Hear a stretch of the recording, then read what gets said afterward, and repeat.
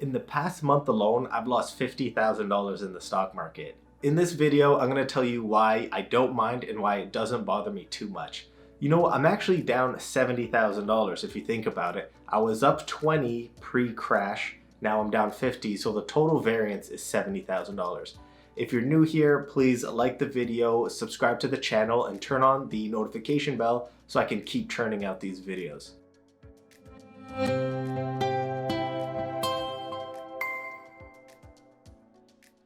Okay, so the title is a little clickbaity. I didn't sell any stocks, I didn't sell anything, so I didn't really lose anything. I'm currently down. These are just paper losses. A couple months ago, I was up 20,000. It felt good, but it didn't mean anything because I didn't sell them. So my portfolio is down and yours is too, I'm betting. But here's why it doesn't bother me and why I don't mind. When I'm looking at this chart that Questrade sent to all of their users, it's showing the cyclical nature of the market. It goes up, it goes down. These two have mildly similar numbers though. That's a little weird. I left my tinfoil hat downstairs, or I would have delved deeper into what this means, but maybe let's leave that for another video. Take a look at the length of the last bear markets in the US. One is 2.5 years, that's pretty long. 18 months here, that's not too bad. Let's look at the previous ones. Just a few months here, just over a quarter there.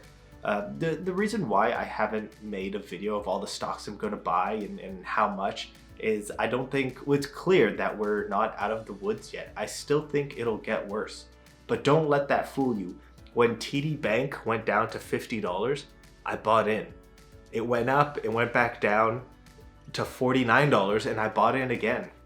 I think these are great prices. It's up again in the 60s right now, but if it dips back in the 40s at any point, you better believe I'm buying in some more. The important thing is I've invested in companies I believe in. These blue chip companies that have been around for a long time and I believe will continue to be around for a long time. I'm investing for the long term, for 10, 15, 20 years maybe. I'm not investing for a year or two where I'll be a little more worried. My goal, I'm trying to build a dividend portfolio that provides enough monthly income that I can hopefully live off of. So far, it's only been a month or so since everything has crashed, and thankfully none of the dividend stocks that I own have cut their dividends or suspended their dividends. Taking a look at my last few months, I've summarized in Google Sheets my performance in the last few months, the dividends that I've received. In January, it was around $725. In February, it went down to around $585. This variance is just due to the timing of when the quarterly dividends pay out. The consistent ones are the monthly ones, obviously. And then in March, it went back up to $610. And the month isn't even over yet. Right now, I'm recording, I guess it's like March 27th, March 28th. I'm expecting 5 more dividend payments to bring me back up around $700 for March. I'm holding on to these stocks and potentially even adding more.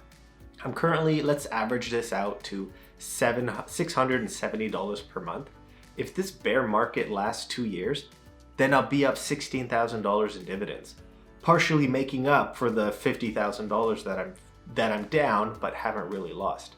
So right now I have a bunch of unrealized losses, but I believe in these companies so much so that I'll be purchasing even more if they do keep going down. I'll be buying in every week, little by little, not all in one lump sum.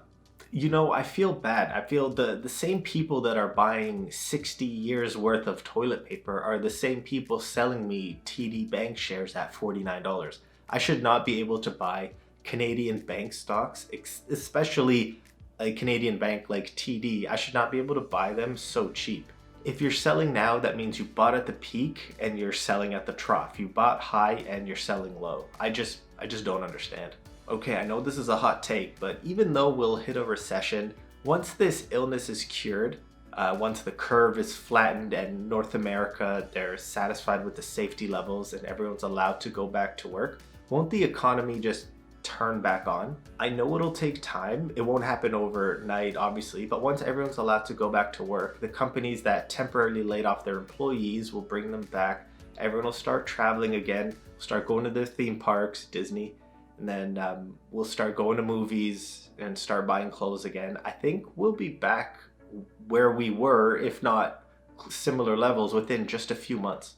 If you're a doom and gloomer, if you think this time is different and we'll never get back, like we're gonna dig ourselves a hole that we'll never be able to get out of, I think you're wrong. I don't know you're wrong, but I think you're wrong. Every comment I'm reading, every news channel or article, they keep saying this time is different, which I disagree. I don't think this time is different. Unfortunately, we are going to lose some companies. Some companies will be so far in the hole that they won't be able to recover.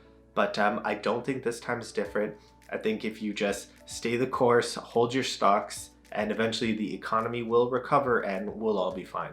That's the video for today, guys. I had to re-record this. I recorded it a few days ago, but due to technical difficulties, I lost the file, but no big deal. We're all up and rolling now. So tune into my next video, which by popular demand, I'm showing again how to buy and sell shares and exchange funds live on Questrade. I did it this time when the market was open, not like my previous video where the market was closed and the orders didn't get filled. So the next video shows you when the order gets filled, when the money comes out of your account. Also check out my previous videos where I show you how to get multiple sources of income and a bunch of buying and investing advice for beginners.